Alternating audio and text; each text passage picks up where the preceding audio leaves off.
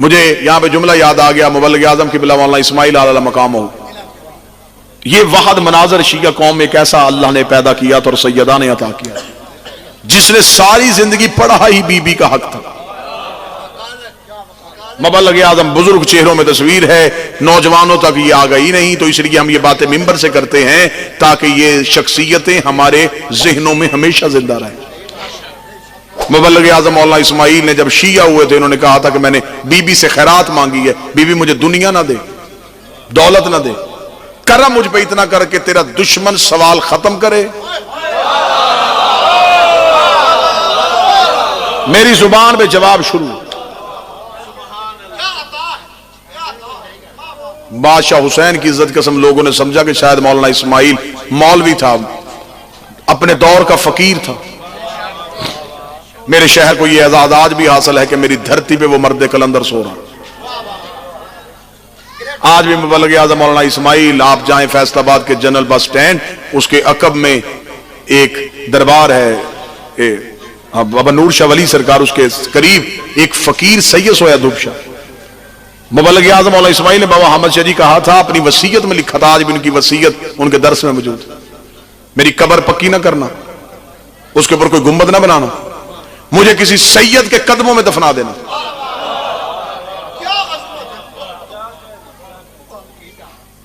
آج بھی دھوپ شاہ ایک فقیر ہے، اس کے قدموں میں مولانا اسماعیل کی کچی قبر. ساری زندگی بی بی کا حق پڑتا.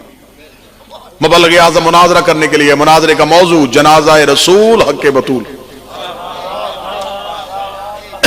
اس دور میں مناظروں پہ پابندی نہیں تھے، بندے کم ظرف نہیں تھے، اعلیٰ ظرف تھے، حقیقت پسند لوگ تھے، جرت کر کے حقائق سن لیا کرتے تھے. مناظرے ہوتے تھے، لوگ بیٹھ جاتے تھے، فیصلے ہوتے تھے. ادھر لگ گیا ٹیبل، ادھر مولوی اسماعیل بیٹھ گئے، ادھر سامنے ٹیبل لگ گیا، ادھر مخالف فریق بیٹھ گیا. ایک مائک مولانا اسماعیل کے آگے، ایک ادھر، ادھر بھی کتابیں. میں قوم کے بچوں کے سامنے کی تصویر اس لیے بنا رہا ہوں، انہوں نے مناظرے ہوتے دیکھے نہیں. تھوڑے سی میں یہ کروں، ذرا ماحول پیدا کروں تاکہ پتا چلے کہ مناظرے ہوتے کیسے ہیں. ادھر بھی کتابیں، ادھر بھی کتابیں، اور بڑی عزت کے ساتھ باتیں ہو رہی ہیں، اور آگے شیعہ سنی اکٹھے بیٹھے ہیں.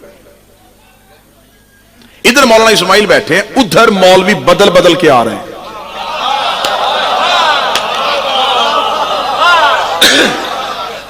تھوڑی دیر کے لیے ایک بیٹھتا ہے، اس کے بعد دوسرا اسے کہتا تو آ، اب تیری دلیل اچھی نہیں آ رہی، تو نیچے اتر. ادھر سے دوسرا مولوی، ادھر اکیلے مولانا اسماعیل مسلسل، ادھر سے کتاب آ رہی ہے، ادھر سے کتاب، ادھر سے جواب، ادھر سے جواب.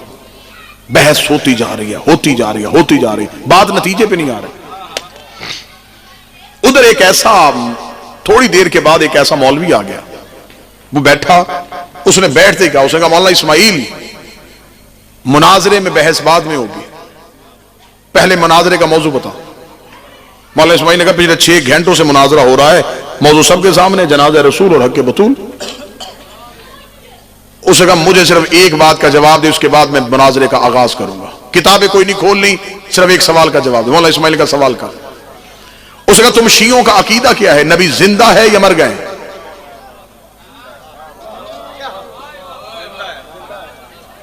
مولانا اسماعیل نے فوراً کہا ہمارا عقیدہ نبی زندہ ہے.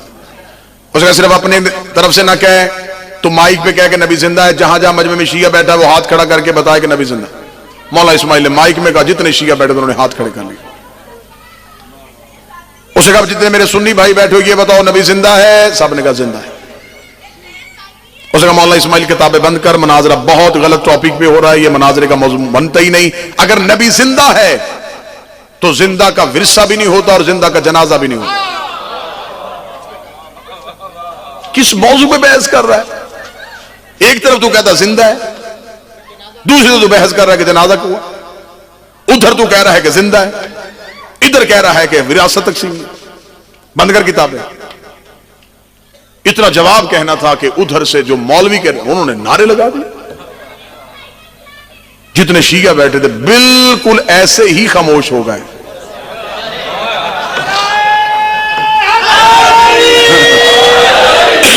شیعت کی تاریخ تو بابا جی نہیں بدلتی نا. بندے خاموش ہو گئے، بالکل ہو کا عالم ہو گیا بھیا. علمان مولوی اسماعیل کو ایک ہی بات میں اس نے خاموش کروا دیا.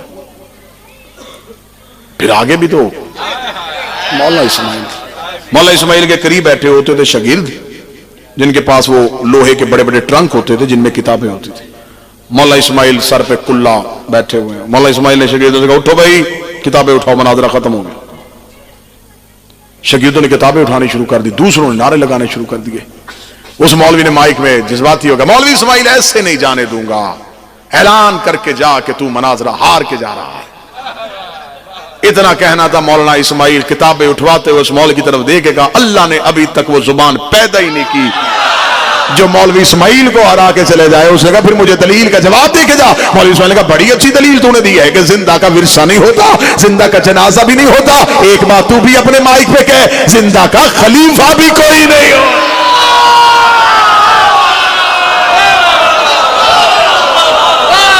خلافتے تو واپس لے، وراثتیں میں واپس لے.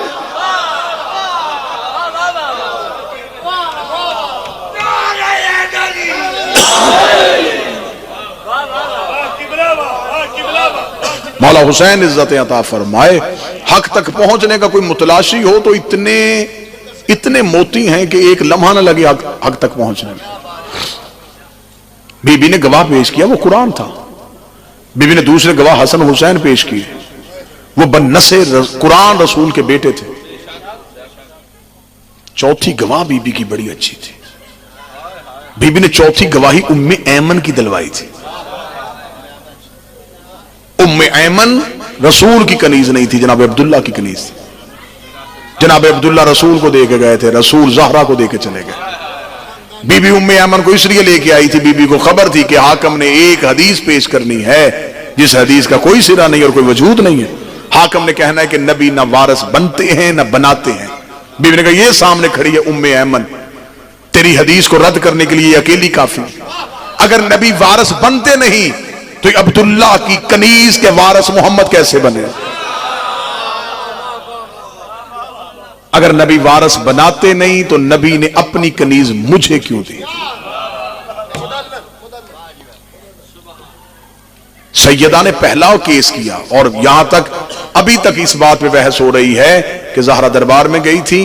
بی بی نے ایک، میں آج آپ کے سامنے بات کھولوں، بی بی نے ایک کیس نہیں، ایک وقت میں 2 مقدمے لڑے. پہلا کیس بی بی کا نصاب شہادت نامکمل ہونے کی وجہ سے خارج کر دیا گیا. بی بی نے گواہیاں نہیں بدلی، بی بی نے کیس خارج کروا لیا.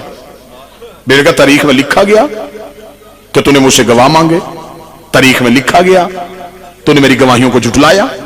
بی بی نے کہا نہ میں گواہیاں بدلوں گی. یہ کیس ہو گیا سائٹ پہ. بی بی نے وہیں کھڑے دوسرا کیس دائر کر دیا. بی بی نے کہا تو حاکم ہے، میں بیٹی بن کے باپ کا حق لینے آئی ہوں، مجھے دے. قرآن جب کہتا ہے کہ بیٹی باپ کی وراثت میں حصے دار ہوتی. حاکم پھر خاموش ہوا. حاکم نے کہا یہ فیصلہ وہی ہے جو پہلے کیس میں ہوا. بی بی نے دوسری فائل ہٹائی. بی بی نے وہیں کھڑے تیسرا کیس کر دیا. آئے ہائے، تیسرا کیس سننا شاید آپ نے پہلی بار سنا ہو لیکن آپ کے چہروں کی چمک بتا دے کہ کہاں کہاں تک بات پہنچی. بی بی نے وہیں کھڑے تیسرا کیس کیا. بی بی نے کہا خدیجہ کی بیٹی آئی ہے، خدیجہ کا حق واپس کر. آئے ہائے ہائے ہائے،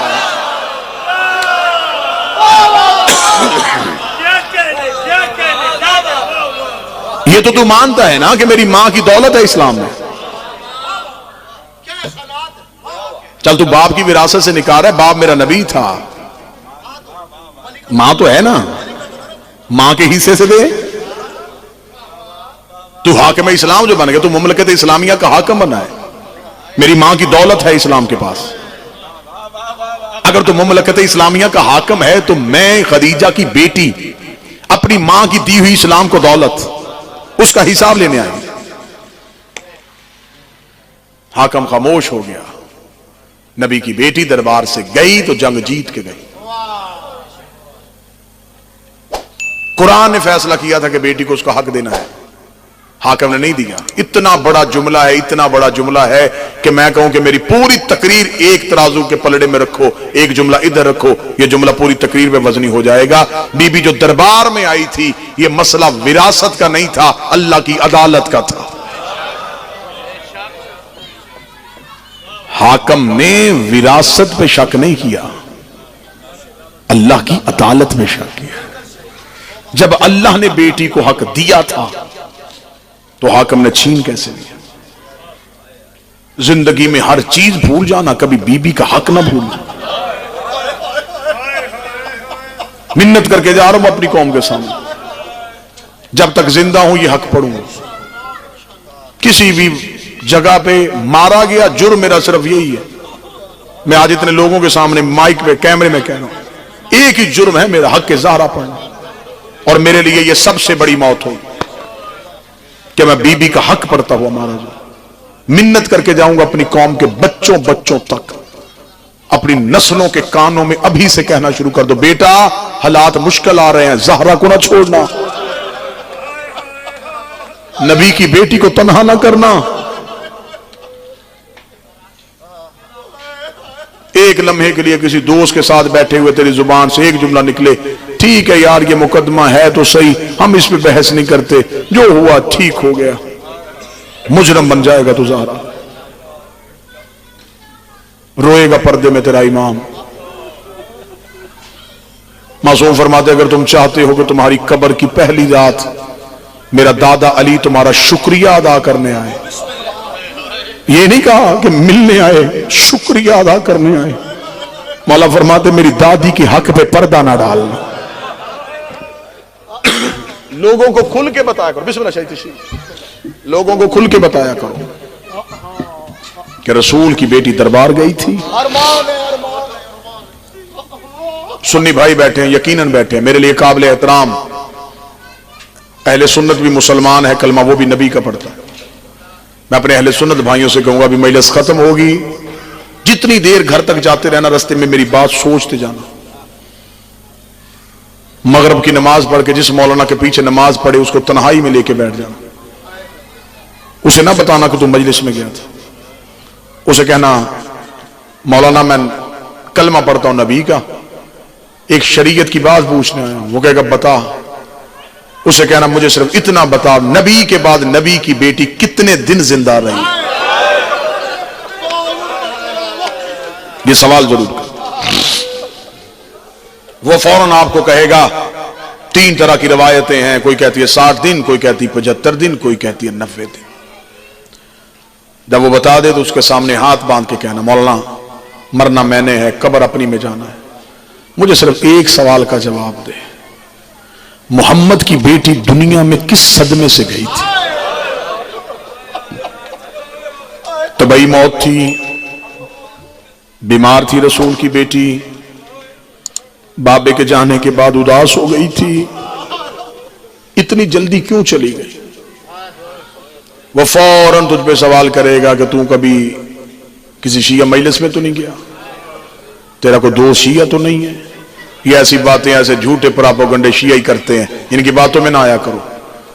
وہ تجھے یہ بات کہہ کے مطمئن کرنے کی کوشش کرے گا، میں تیرے اطمینان کے بت کو توڑنے کے لیے کہ تو وہاں سے مطمئن ہو کہ نہ آئے، میں تمہارے سامنے ممبر پہ ہوں، میں تمہارے سامنے حاضر ہوں، ابھی مجلس میں آنے سے پہلے وضو کر کے آیا ہوں، شیعہ قوم کا سب سے چھوٹا ذاکر ہوں، مہمان ہوں تمہارا، مجھے شیعہ نہ سمجھ، مجھے مسلمان سمجھ، مجھے مسافر سمجھ۔ مسافر نہ جاننے والا اجنبی پنچایت میں کھڑا ہو کے قسم دے دے، بابا جی بندے کہتے بس اس نے دے دی اب مان لو، جھوٹی دی ہے یہ جانے تو اللہ جانے۔ میرا سنی بھائی صرف تیرے اطمینان کے لیے کہنے لگا ہوں، میں تمہارے سامنے کھڑا ہوں، مجھے اللہ کی ربوبیت کی قسم، مجھے نبی کی رسالت کی قسم، مجھے علی کی ولایت کی قسم، مجھے بطول کی صداقت کی قسم، مجھے حسن کے کفن کی قسم، مجھے حسین کی 13 ضربوں کی قسم۔ سنی بھائیوں تمہارے مطمئن کرنے کے لیے کہنے لگا غلط پڑھوں، نبی کا مجرم بنوں، علی اپنے نوکروں میں سے نہ اٹھائے، قیامت والے دن میرا شمار یہودیوں کے ساتھ ہو، جہنم کا آخری بدترین ٹھکانہ میرا ٹھکانہ قرار پائے۔ اتنی بڑی بددعائیں اور قسمیں دے کے کہنے لگا ہوں قتل کیا تھا مسلمانوں نے نبی کی بیٹی۔ میرا یہ کہنا میری بی بی گواہی میں درج کر لے، میں قیامت والے دن اپنی شہزادی کے سامنے سرخرو ہو سکوں کہ بی بی میں نے قسمیں پڑھ پڑھ کے تیرا قتل پڑھا تھا، لوگ حوالے مانگتے تھے میں قسمیں دیتا رہا ہوں، مارا تھا مسلمانوں نے پیغمبر کی بیٹی